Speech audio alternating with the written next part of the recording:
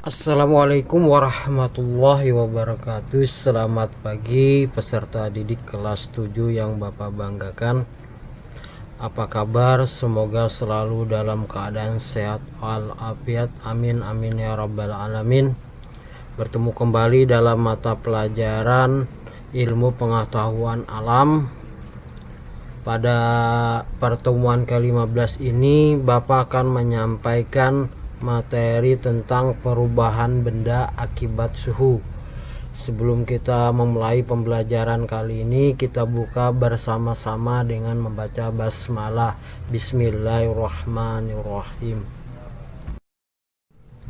Tujuan pembelajaran. Adapun tujuan pembelajarannya adalah yang pertama, peserta didik diharapkan mampu menjelaskan pemuaian zat padat, zat cair, dan zat gas. Jadi di sini hanya menjelaskan pemuaiannya.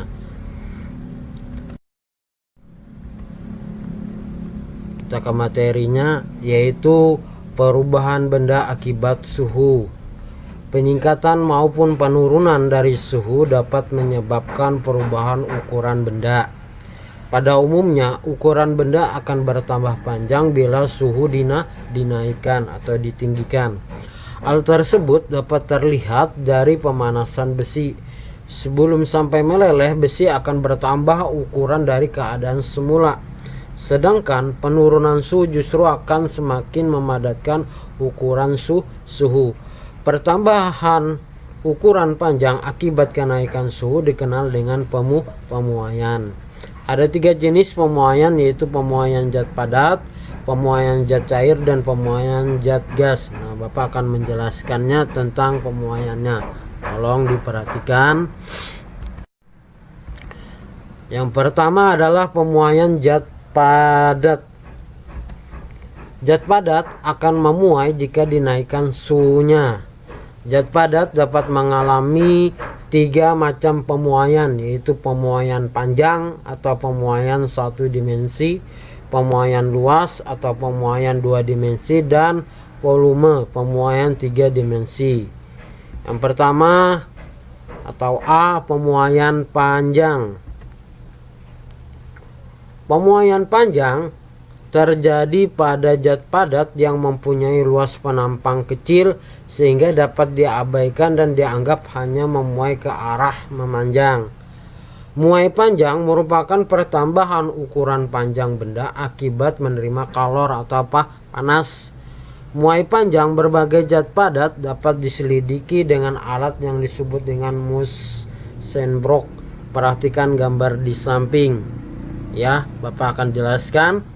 Pada saat pembakar spiritus dinyalakan, maka batang logam akan berubah suhunya.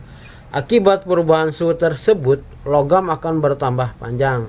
Pertambahan panjang logam akan ditunjukkan dengan menyimpangnya jarum penunjuk. Besar muai panjang suatu zat bergantung pada panjang mula-mula zat padat, kenaikan suhu zat, dan koefisien muai panjang.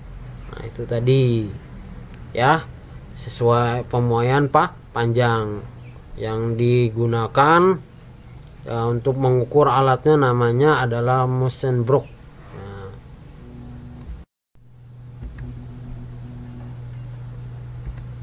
kemudian yang B, pemuaian luas. Zat padat mengalami pemuaian luas jika zat padat tersebut berupa plat tipis. Pada plat tipis, pemuaian terjadi pada arah memanjang dan melebar. Besar pemuaian luas zat padat bergantung pada luas zat padat semula.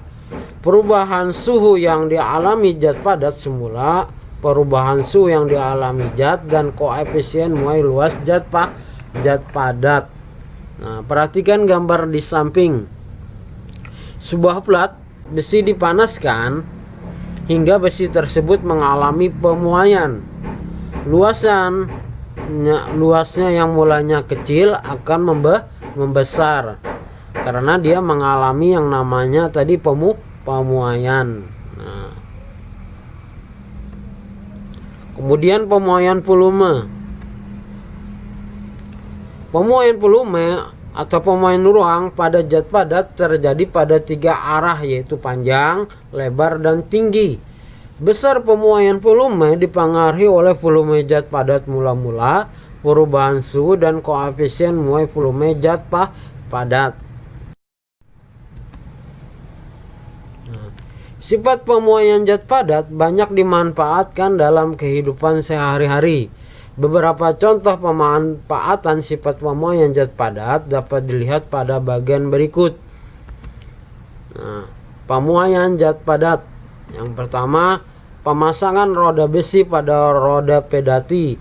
Pemasangannya itu dia nanti dikasih celah sedikit. Kenapa? Karena ketika roda pedati nanti akan mengalami panas, otomatis dia akan mengalami penambahan panjang. Nah, jadi kemudian ketika mengalami penurunan suhu, penyusutan, dia akan kembali ke bentuk semula, sehingga tidak membuat roda pedati tadi keluar. Nah, kemudian pemasangan kaca pada bingkainya juga. Di bagian bingkai itu dikasih celah sedikit. Kenapa? Karena ketika kaca mengalami pemuaian itu dia akan bertambah panjangnya. Ketika dia bertambah karena ada celah, tidak mengakibatkan kaca itu pecah, ya. Kemudian ketika mengalami penyusutan, dia akan kembali ke bentuk semula, ada ruangannya. Yang ketiga adalah sambungan rel kereta api juga sama. Antara rel kereta satu dengan rel kereta satunya itu diberi celah. Kenapa? Ketika rel kereta api nanti akan mengalami pemuaian, otomatis dia akan memanjang. Nah, ketika dia memanjang, dia tidak akan mengenai satu relnya. Kalau tidak dikasih celah, nanti akan memanjang satu relnya yang nanti akan melengkung. Itu yang membahayakan. Nah, inilah pemanfaatan sifat pemuaian tadi. Makanya pada satu rel kereta api dengan satu rel kereta api ini itu diberikan celah. Kenapa? Karena ketika rel kereta api nanti akan mengalami pemuaian, dia tidak mengenai atau melengkung ke atas, tidak membahayakan. Dan nanti kalau mengalami penyusutan, dia akan kembali ke bentuk semula. Nah, ini juga sama pada pemasangan kabel listrik. Makanya pemasangan kabel listrik itu dia lebih kendor. Kalau kencang bahaya. Ketika nanti terjadi pemuasan bisa putus. Makanya kabel listrik itu dipasang kendor atau tidak kencang. Kemudian salah satu pada zat padat pemuaiannya yaitu bimetal. Bimetal merupakan dua keping logam yang berbeda koefisien muai panjang yang dijadikan satu dengan cara dipaku keling atau dilas. Ketika bimetal dipanaskan atau didinginkan, bimetal tersebut akan melengkung karena perbedaan pemuaian atau penyusutan kedua logam, seperti penjelasan berikut.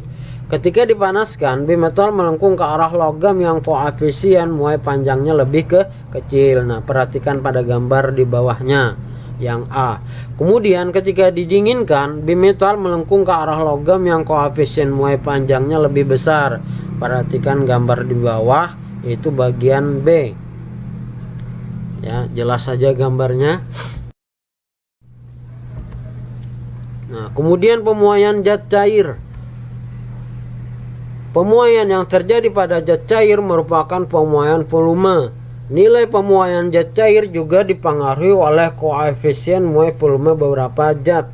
Secara umum, koefisien muai volume zat cair lebih besar daripada koefisien muai volume zat padat. Oleh karena itu, nilai muai volume zat cair juga lebih besar daripada zat padat. Namun, sifat muai zat cair tidak berlaku untuk air antara suhu 0 derajat Celcius dan 4 derajat Celcius. Karena pada suhu ini air justru menyusut jika dipanaskan. Nah, inilah yang dikenal dengan anomali air. Yang ketiga adalah pemuaian zat gas. Pada umumnya, zat gas mempunyai sifat tidak terlihat. Meskipun tidak tampak, gejala pemuaian dari zat ini dapat diamati pada gambar di samping ini. Perhatikan gambarnya. Nah, Bapak akan menjelaskannya. Berdasarkan gambar percobaan tersebut, labu kaca yang berisi udara mewakili zat gas diposisikan terbalik sehingga pipa kapiler masuk ke dalam wadah berisi air. Setelah itu, labu kaca dipanaskan dengan nyala api dari bonsen atau lilin. Sesaat setelah dipanaskan, akan timbul gelembung dari ujung pipa kapiler dan terlihat di dalam air. Nah, kondisi ini menunjukkan adanya pemuaian udara atau gas di dalam labu kaca yang menyebabkan terdesaknya udara sehingga keluar melalui pipa kapiler dalam bentuk gelembung di dalam air. Setelah labu kaca tidak dipanasi, suhu udara dalam labu kaca kembali normal dan menyebabkan air akan masuk ke dalam labu kaca. Kondisi ini menunjukkan terjadinya penyusutan volume udara dalam labu kaca karena suhu kembali normal. Ya. Nah, pemuaian lazim terjadi pada zat gas adalah pemuaian volume tadi. Ya. Bisa dipahami anak-anak? Nah, yang keempat, karakteristik pemuaian zat gas dan zat cair. Gejala pemuaian zat gas dan zat cair itu antara lain, yang pertama adanya kenaikan suhu, yang B adanya penambahan volume kecuali dalam peristiwa anomali air, dan yang C adanya perubahan tekanan. Nah, contoh gejala pemuaian zat cair dan gas sebagai berikut. Yang A, peristiwa meletusnya ban sepeda saat terkena terik matahari. Jika ban sepeda yang penuh berisi udara dipanaskan di terik matahari, suhunya akan naik sehingga volume dan tekanan naik. Jika karet ban sepeda tidak bisa mengembang lagi, ban akan meletus. Yang B, peristiwa dalam proses memasak air. Air di dalam cerek yang dipanaskan akan mengalami kenaikan suhu, volume, dan tekanan. Efek dari perubahan volume dan tekanan ini sangat terlihat ketika air mendidih akan keluar uap air dari corong cerek. Yang C, peristiwa yang terjadi pada balon udara. Peristiwa yang terjadi pada balon udara, udara dalam balon memuai dengan gejala kenaikan suhu dan perubahan tekanan. Nah, jadi sampai di sini demikianlah materi kali ini yang dapat Bapak sampaikan. Kurang lebihnya Bapak mohon maaf. Semoga apa yang Bapak sampaikan itu bermanfaat, bisa dipahami dan dimengerti dan dipelajari kembali. Kita tutup pembelajaran kali ini dengan membaca hamdalah. Alhamdulillahirabbil alamin. Assalamualaikum warahmatullahi wabarakatuh. Terima kasih.